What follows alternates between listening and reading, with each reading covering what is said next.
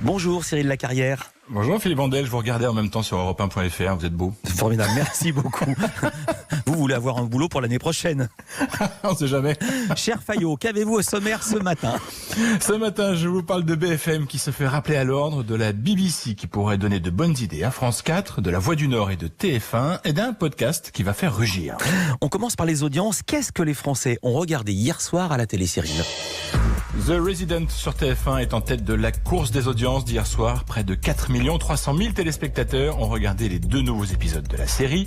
Top Chef est un solide deuxième sur le podium. L'émission de cuisine a été suivie par 3 700 000 personnes. 2 gouttes d'eau, le film avec Sylvie Testu sur France 2 est troisième de la soirée d'hier, juste derrière M6, puisqu'à peine 37 000 téléspectateurs de moyenne séparent les 2 chaînes.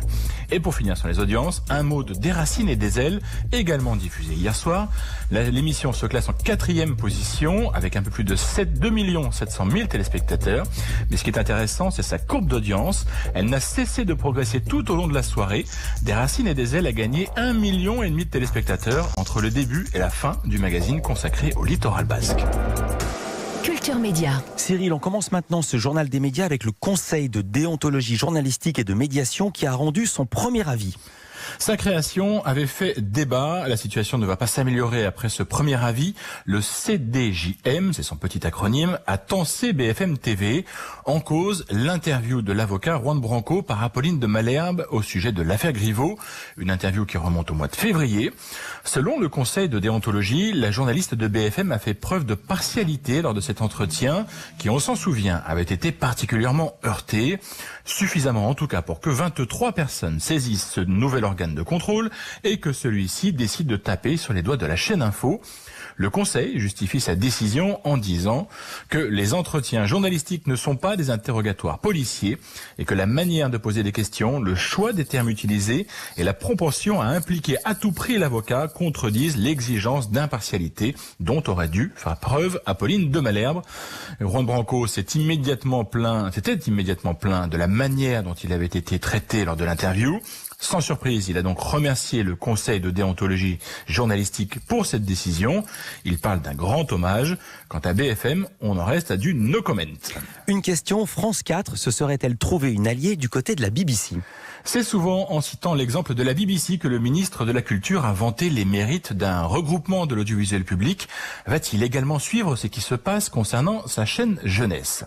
En février 2016, il y a donc 4 ans, la BBC fait le choix de passer sa chaîne BBC 3 sur le numérique et donc de dire adieu au linéaire.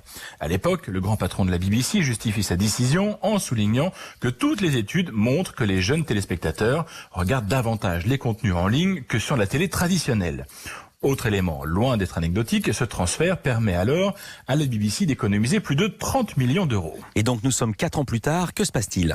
Eh bien la BBC réfléchit à faire revenir BBC 3 parmi ses chaînes linéaires. Et pour quelle raison ? Eh bien parce que les études d'aujourd'hui disent qu'il y a une forte audience disponible sur la télévision linéaire. Exactement le même argument qu'il y a 4 ans, mais à l'envers. Selon un porte-parole du groupe anglais, plutôt que d'aller consommer les contenus en ligne de la BBC 3, le jeune public est allé sur YouTube et sur Netflix. Alors, est-ce que cet exemple va donner du grain à moudre au ministre de la Culture ? Alors que le sort de France 4 semblait scellé, les dernières semaines sont venues remettre en question la décision du gouvernement. De nombreuses associations demandent le maintien de la chaîne, d'autant plus que France 4 a aussi bien joué le rôle d'assistant prof durant le confinement. Hier matin, Franck Riester a dit que la décision concernant l'avenir de France 4 serait prise dans quelques semaines. Il faudra quand même pas trop tarder à se décider. La chaîne jeunesse doit normalement fermer le 9 août prochain. Et Cyril, vous savez ce que disait le publicitaire Jacques Séguéla au sujet des études marketing ? Dites-moi. Moins de tests, plus de testicules. Cyril, 2 petites infos à nous signaler. Enchaînez après ça, allez-y. La première, oui, j'y vais. Tout autre chose, c'est clair. La première des infos, c'est, vous vous en souvenez peut-être, je vous en parlais il y a quelques jours, de la très belle initiative de la Voix du Nord durant la phase de confinement. Voilà. Le journal avait offert quotidiennement une pleine page à une personne anonyme qui était en première ligne face à la crise sanitaire. En tout, 44 posters avaient été publiés.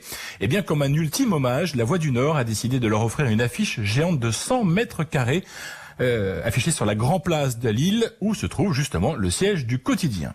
Et l'autre info, hier, je vous parlais de Destination France, le nouveau format du JT de 20h de France 2, une manière pour la chaîne de faire redécouvrir le territoire aux Français. J'avais demandé justement à la rédactrice du 20h si elle ne marchait pas sur les plates-bandes de Jean-Pierre Pernaut. Et bien devinez quoi ? Le 13h de TF1 a lui aussi lancé un format du même genre, Nos vacances en France, un guide touristique pour aider les Français à passer au mieux leur été dans le pays. Le marché du podcast est décidément en ébullition. Cyril, vous nous parlez ce matin d'un projet militant. Les Lyonnes lancent leur podcast et son nom est tout sauf une surprise, Rugir. Pour commencer, qui sont ces Lyonnes ? En fait, c'est un collectif d'empowerment féminin. Empowerment, c'est une manière de vouloir donner plus de pouvoir. En l'occurrence, ici, donner plus de pouvoir aux femmes. Et le but précis de cette association, c'est d'assurer la défense, la protection et la promotion des droits des femmes dans le secteur de la publicité. Et ces Lyonnes ont donc décidé de se faire entendre par la voix d'un podcast original. Son principe est simple. Au cours de 5 épisodes, l'histoire relate les témoignages de 17 victimes de harcèlement moral et sexuel dans une seule et même agence de publicité. Et les faits sont vrais. Alors pour raconter cette histoire, ces Lyonnes ont choisi à chaque fois d'utiliser comme fil rouge le sentiment d'une victime, la peur, la colère, la culpabilité, l'isolement et le dégoût. Le premier épisode a été mis en ligne hier. Je vous propose d'en écouter un extrait, vous allez le comprendre. On parle ici de la peur. L'autre se lève à son tour. Il met sa main sur mon épaule.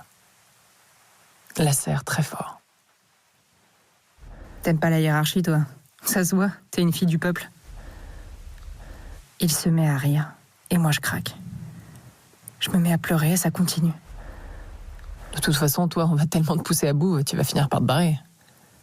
Mais là, tu sais quoi? Tu vas quand même aller chez le client, présenter ta merde, et tu vas bien fermer ta gueule. Heureusement que t'as de beaux seins, putain. Les boss sortent du bureau, ils s'adressent à nous. Vous n'avez rien vu, rien entendu, ok ? Et pas question de commencer à prendre parti, hein. Et là, on a peur qu'ils nous fassent payer si on parle. Alors on baisse la tête. Puis on dira rien. Pour parler de ce podcast, j'ai contacté Émilie Cabanier. Elle fait partie du collectif des Lyonnes et elle a participé à l'écriture de ces podcasts. Je lui ai demandé pourquoi son équipe avait justement choisi spécifiquement ce média. Le podcast résonne par la voix. Finalement, c'est un micro qui nous a permis de faire entendre la voix des victimes pendant le confinement, alors qu'elles sont en première ligne des inégalités. Et on ne pouvait pas rester les bras croisés. Il fallait prendre la parole.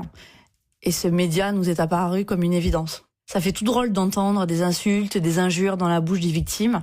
Et on voulait que d'autres l'entendent. L'enfermement peut rassembler pour sortir plus forte et reliée. Au-delà du projet Rugir, c'est vrai que le marché du podcast permet de traiter beaucoup de sujets autour des minorités, des violences faites aux femmes, de la cause LGBT ou du racisme. J'ai demandé à Émilie Cabanier justement pourquoi le podcast lui semblait un bon support pour traiter ces sujets par rapport aux médias historiques. Les médias historiques, ils ne font pas de la condition des femmes une priorité. Et si on ne te donne pas le micro, tu dois le prendre. Nous n'avions pas d'autre choix que de devenir notre propre média. En plus, c'est un format qui est de plus en plus consommé et qui est idéal pour aborder tous ces sujets qui sont si nécessaires. Alors toujours concernant ces Lyonnes, leur démarche ne se limite pas à ce podcast. L'association a fait savoir à l'entreprise concernée par les faits de harcèlement que si elle ne prenait pas des mesures concrètes, elle révélerait son nom publiquement. Le podcast Rugir est à retrouver sur la plateforme SoundCloud et sur Apple Podcast. Merci beaucoup Cyril Lacarrière. On vous retrouve demain pour un nouveau journal des médias. Et ce petit bruit va vous intéresser. Culture Média continue